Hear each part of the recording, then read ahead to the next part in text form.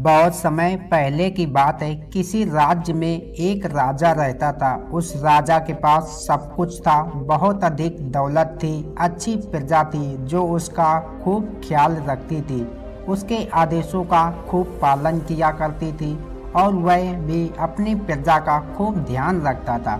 उन्हें कभी किसी चीज की कमी महसूस नहीं होने देता था। कहने को तो राजा के पास सब कुछ था, किसी चीज की कोई कमी नहीं थी, लेकिन उसका मन कभी किसी एक काम पर नहीं टिक पाता था। वह जब भी किसी भी काम को करने का प्रयास करता तो उसका ध्यान कहीं भटक जाता। इस चीज को लेकर वह बहुत परेशान रहता था। कई बार वह अपने बगल के राज्य के सम्राटों एवं बड़े बड़े राजाओं से मिला और सभी ने उसे अलग अलग तरीके बताए थे। जो भी तरीके उस राजा ने सुने थे उन तरीकों को अपने जीवन में उतारा, लेकिन उन उपाय से उसे कोई लाभ ना मिला, जिसके कारण वह हमेशा चिंतित रहता था, परेशान रहता था।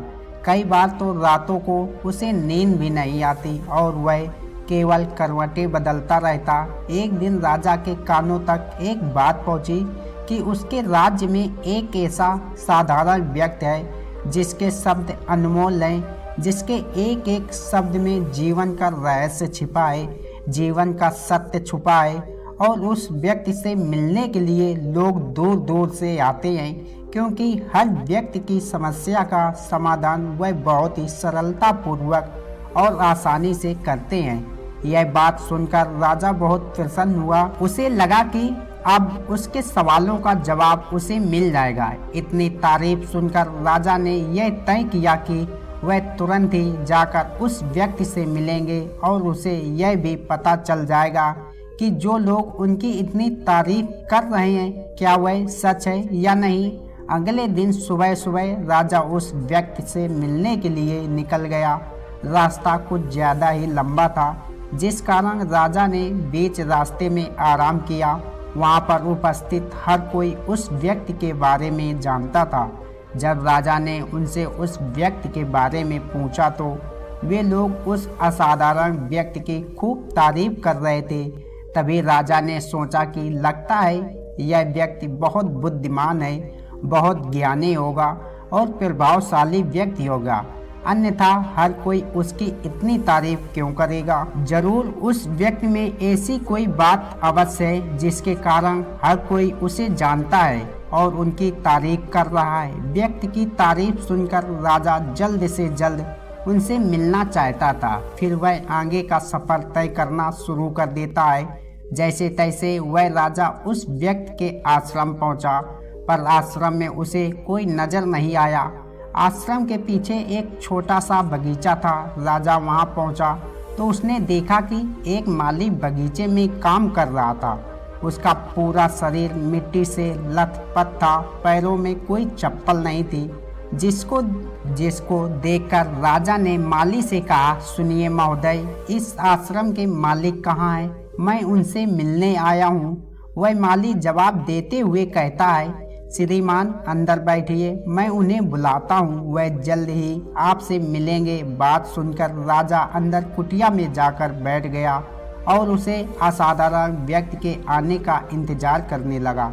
कुछ देर प्रतीक्षा करने के बाद जब असाधारण व्यक्ति उस राजा के सामने पहुंचा तो उसने देखा कि यह तो वही व्यक्ति है जो बगीचे में काम कर रहा था। राजा ने उन्हें नमस्कार किया और वह बहुत हैरानी से कहा, अरे आप तो वही माली हैं जो बाहर बगीचे में काम कर रहे थे, लेकिन अब की बार तो एक बौद्ध भिक्षु के रूप में आया था। तभी बौद्ध भिक्षु राजा से कहते हैं, राजा मेरा मजाक माफ कीजिए, मैं बगीचे में छोटा सा काम कर रहा था। मैं यहाँ का मालिक हूँ और मैं ही वह असाधारण व्यक्ति हूँ। कृपया करके अपने आने का कारण बताएं। इस पर राजा बौद्ध भिक्षु से कहते हैं, महाराज मैंने सुना है कि आप जैसा व्यक्ति इस पूरे राज्य में नहीं है। मैंने आपकी बहुत तारीफ सुनी है। मैं आपके बारे में कई सारी अच्छी बातें सुनी। मैंने यह भी सुना है कि आपके पास जो भी अपनी समस्या लेकर आता है उसकी समस्या का समाधान आप अवश्य करते हैं। इसी कारणवश मैं आज आपसे यहाँ पर मिलने आया हूँ और मैं आपसे उपदेश सुनना चाहता हूँ, लेकिन मेरे मन में एक शंका है। इस पर बौद्ध भिक्षु राजा से कहते हैं। कैसी शंका? इस पर राजा कहता है, मैंने बहुत से विद्वानों को देखा है, बहुत सी ज्ञानियों को देखा है। वे जब भी चलते हैं तो उनके पास तरह तरह के ज्ञानवर्धक किताबें होती हैं। उनके पास ऐसा कोई न कोई संकेत जरूर नजर आता है जिससे यह पता चल सकता है कि वे लोग ज्ञानी हैं। लेकिन आपके पास तो ना कोई ज्ञान की किताब है और ना ही कोई ऐसे कला के संकेत आप में नजर आ रहे हैं, लेकिन आप उसके बावजूद आप बहुत शांत नजर आ रहे हैं। क्या आप मुझे इसका रहस्य बता सकते हैं? इस पर बौद्ध भिक्षु मुस्कुराने लगे और राजा से कहते हैं, मेरा ज्ञान तो इस संसार में प्रकृति के रूप में हर जगह है। मैं अपना ज्ञान जीवन की सरल और असाधारण वस्तुओं से ही लेता हूँ। आप यहाँ किस समस्या को लेकर आए हो? इस पर राजा कहते हैं, हे गुरुवर, मेरे यहाँ आने का कारण यह है कि मैं किसी भी काम को लेकर लंबे समय तक उसी कार्य पर अपना ध्यान नहीं लगा पाता और मैं कुछ ही देर में उस कार्य से भटक जाता हूँ। कृपया कर मुझे अपनी समस्या का समाधान बताएं। मैं इस बात से काफी चिंतित हूँ। बौद्ध भिक्षु ने राजा की चिंता को समझकर कहा, राजा, आपकी समस्या मुझे समझ आ गई है। आप जिस कार्य पर ध्यान नहीं लगा पा रहे हैं उसके लिए मैं आपको एक उपाय बता सकता हूँ, लेकिन आज आपको आने में देर हो चुकी है। आप मुझे कल सुबह 5 बजे मिलिए। कल सुबह का समय ठीक रहेगा। कल सुबह जब आप मुझसे मिलेंगे तो मैं आपके सभी सवालों का जवाब आपको दे दूंगा। यह कहकर बौद्ध भिक्षु वापस अपने बगीचे में लौट गए और वह राजा भी वापस अपने महल लौट गया। लेकिन राजा को रात भर नींद नहीं आई। वह बस यही सोच में लगा रहा कि आखिर बौद्ध भिक्षु मुझे क्या बताने वाले हैं। वह तो मुझे एक साधारण से माली नजर आ रहे हैं, लेकिन जिस तरह से उनका मन शांत था, जिस तरह से वह शांत नजर आ रहे थे, यह बहुत आश्चर्य करने वाली बात है। रात भर राजा इन्हीं ख्यालों में खोया रहा। अगले दिन सुबह सूरज निकलने से ठीक पहले राजा उस आश्रम पर पहुंचा। वहां पर बौद्ध भिक्षु पहले से ही उपस्थित थे। जैसे ही राजा वहां पर पहुंचा, फिर बौद्ध भिक्षु पानी का छोटा सा जग उस राजा के हाथ में थमाते हुए कहते हैं, इसे लीजिए और पौधों पर धीरे धीरे पानी डालिए। और ऐसा करते करते यह आपके सामने पूरे 15 पौधे हैं। इन सभी पर आपको इसी प्रकार पानी डालते चले जाना है। लेकिन जब आप इस क्रिया को कर रहे होगे तो उस वक्त मेरी एक बात का अवश्य ध्यान रखिएगा कि आपको इस दौरान कुछ और नहीं करना है, ना कुछ सोचना है और ना ही कहीं आपका ध्यान भटकना चाहिए। जब आप इन पौधों को पानी दे रहे होगे तो आपका पूरा ध्यान केवल इन पौधों पर ही होना चाहिए। यदि बीच में आपके मन में कोई विचार आए तो वहीं पर रुक जाना और फिर दोबारा से पहले पौधे से पानी डालना शुरू कीजिएगा। और जब आप मेरी बात मानकर ठीक इसी प्रकार इन सभी 15 पौधों को पानी दे दोगे, तब आप मेरे पास आइएगा और मैं आपके सभी सवालों का जवाब आपको दे दूंगा। उस राजा ने आज तक ऐसा कोई काम नहीं किया था और राजा को यह काम बहुत छोटा सा लग रहा था। राजा पहली बार ऐसा कोई काम करने जा रहा था। उसने पानी के जग से पहले पौधे पर बहुत ही ध्यानपूर्वक पानी दिया और फिर दूसरे पौधे की ओर आगे गया। दूसरे पौधे पर भी उसने ध्यानपूर्वक पानी दिया। फिर उसने तीसरे पौधे पर पानी देना शुरू किया ही था कि उसके मन में तरह तरह के विचार उत्पन्न होने लगे। उसे अपने महल का बगीचा याद आने लगा, जहाँ पर तरह तरह के फूल थे, तरह तरह के पौधे लगे हुए थे। तभी अचानक उस राजा को उन बौद्ध भिक्षु की बात याद आ गई। यदि मन में कोई भी विचार उत्पन्न हो तो उसे फिर से पहले पौधे से पानी देना शुरू करना होगा।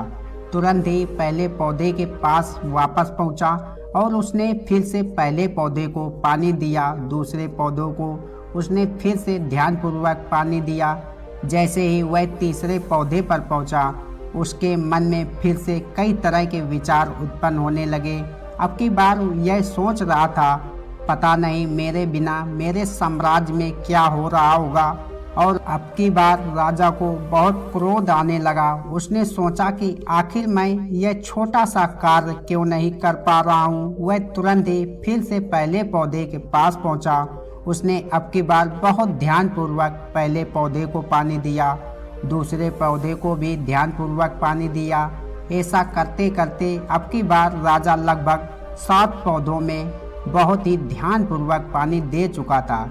लेकिन जैसे ही उसने 8वें पौधे को पानी देना शुरू किया, उस पानी को देखकर राजा के मन में नदी के विचार उत्पन्न होने लगे और राजा बहुत परेशान हो चुका था। जितनी बार वह पौधों को पानी देने का प्रयास करता है, हर बार वह असफल हो जाता है। उसका मन उतना ही ज्यादा व्याकुल होता जाता है और वह खुद पर क्रोधित हो जाता है। राजा यह बात बहुत अच्छी तरह से जानता था कि वह बौद्ध बिच्छू उसकी परीक्षा ले रहे हैं। वह बहुत ही बुद्धिमान राजा था। इस कारण उसने उन बौद्ध बिच्छू के सभी नियमों का पालन करना जरूरी समझा। राजा जितनी बार भी कोशिश करता, हर बार वह असफल हो जाता है।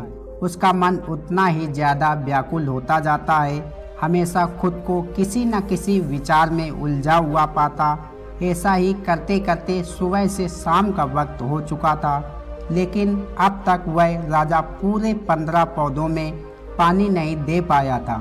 जब बौद्ध बिच्छू लौटकर शाम को वापस आश्रम लौटे तो उन्होंने देखा कि वह राजा थक हार कर बैठा हुआ है और तरह तरह की बातों में उलझा हुआ है। तभी बौद्ध बिच्छू राजा के पास पहुंचे और कहने लगे, राजा, मैं तुम्हारी ईमानदारी से बहुत खुश हूँ। तुमने अपने कार्य को पूरे मन और लगन के साथ करने का पूरा प्रयास किया, इसलिए जो बात मैं तुम्हें बताने जा रहा हूँ उसे बहुत ही ध्यानपूर्वक सुनो और समझने का प्रयास करना। जब हमारा मन विचारों से खाली हो जाता है, तब उसमें मन का असली स्वरूप नजर आता है।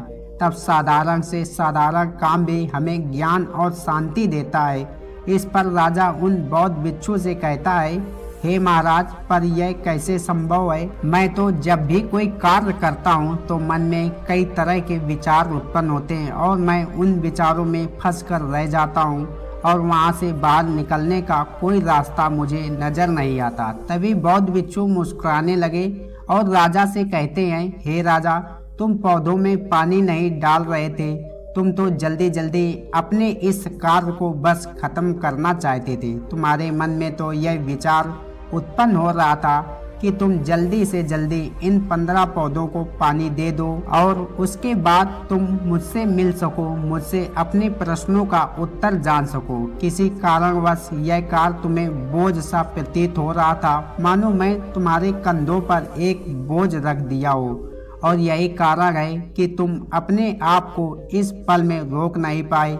जब हमारे सामने रखा हुआ कार्य बोझ लगता है तो हम उसे बस जैसे तैसे खत्म करना चाहते हैं और उस काम को करते समय हम अपना पूरा ध्यान उस कार्य पर नहीं दे पाते। अगर तुम इस पल के महत्व को समझ पाते और केवल पौधों और पानी पर ध्यान देते तो तुम्हें कोई भी विचार परेशान नहीं करता। इस पर राजा कहता है, हे महाराज, मुझे आपकी यह बात समझ में आ रही है कि मैं जल्दी जल्दी इस कार्य को खत्म करके आपसे मिलना चाहता था, जिस कारण मेरा मन इस कार्य में पूरी तरह से नहीं लग सका। लेकिन यह एक पल है जो हम जिए जा रहे हैं, उस पल में रहना बहुत कठिन है। क्या मुझे इसके लिए कोई तपस्या या तप करना होगा? इस पर बौद्ध बिच्छू एक बार फिर मुस्कुराने लगे और राजा से कहते हैं, जिस शांत मन की तलाश तुम कर रहे हो वह शांत मन तो पहले से ही मौजूद है, वह तो पहले से ही तुम्हारे भीतर है। इसके लिए तुम्हें कहीं भी जाने की कोई आवश्यकता नहीं है, ना ही कहीं तुम्हें शांत जगह जाने की आवश्यकता है। इसके लिए कुछ जरूरी है तो वह यह है, अपना ध्यान एक कार्य पर केंद्रित करना सीखो और अपनी सांसों पर ध्यान देना सीखो। हम किस तरह से सांस ले रहे हैं और किस तरह से त्याग रहे हैं, इस बात को देखना और समझने का प्रयास करें। तब तुम्हें यह समझ में आ जाएगा कि तुम्हारा शांत मन तो तुम्हारी सांसों के साथ ही बना हुआ है और उसके बाद तुम चाहो तो कोई भी कार्य करते वक्त भी अपनी सांसों पर ध्यान दे सकते हो। जब तुम कहीं चल रहे हो, कोई ऐसा कार्य कर रहे हो तो तुम्हें अपनी सांसों पर ध्यान देना चाहिए, या कोई भी ऐसी क्रिया जो तुम्हें वर्तमान से बांधे रखे। इसका एक और तरीका है, 2-4 मिनट अपने आसपास के प्रकृति पर गौर करो, देखो कि क्या चल रहा है तुम्हारे आसपास। इससे तुम वर्तमान में आ जाओगे। फिर तुम अपने कार्य को जल्दी जल्दी खत्म नहीं करोगे, उसे पूरे मन से करने का प्रयास करोगे, जिससे तुम्हारा मन एकाग्र होगा। और जब तुम्हारा मन एकाग्र होगा तो तुम चाहे कोई भी कार्य क्यों ना करो, फिर चाहे वह छोटा हो या बड़ा, तुम्हारा मन उसमें पूरी तरह से विलीन हो जाएगा और वह कार्य तुम्हें शांति और ज्ञान भी प्रदान करेगा। ऐसे समय पर हमारे मन में किसी प्रकार के कोई विचार उत्पन्न नहीं हो पाते, और जब हम ऐसा करते हैं तो कर्ता और कर्म एक हो जाते हैं और हमारे भीतर के जो शांति है वह प्रकट होने लगती है। हम उसमें मग्न हो जाते हैं। इसे तुम चाहो तो आनंद स्वरूप जीवन कह सकते हो या फिर वर्तमान में जीना कह सकते हो, और यह अवस्था सरलता से प्राप्त भी कर सकते हो। बस तुम्हें केवल अभ्यास करना होगा। बौद्ध भिक्षु राजा से कहते हैं, जो मन मुश्किलों में शांत रहता है, मुश्किलों में भागता नहीं है, केवल सचेत रहता है, वह मन हर परेशानी को पार कर सकता है, हर दुविधा से बाहर निकल सकता है। राजा को उन बौद्ध भिक्षु के यह सारी बातें समझ में आ चुकी थी। उसने उन बौद्ध भिक्षु को प्रणाम किया और वहां से वापस वह अपने राजमहल लौट आया। उसने अपनी सांसों पर ध्यान देना शुरू किया और धीरे धीरे इस निरंतर अभ्यास के कारण वह अपने हर कार्य को ध्यान और मन लगाकर किया करता था, जिससे उसे असीम शांति मिलती थी और वह छोटे छोटे कार्यों से भी ज्ञान प्राप्त कर लेता था। इसलिए दोस्तों, कभी किसी कार्य को बोझ मानकर मत कीजिए, क्योंकि यदि आप उसे बोझ मानोगे तो कभी उस कार्य में सफल नहीं हो सकती। जो भी कार्य करो पूरी लगन और शिद्दत से करो, जैसे उस राजा ने किया।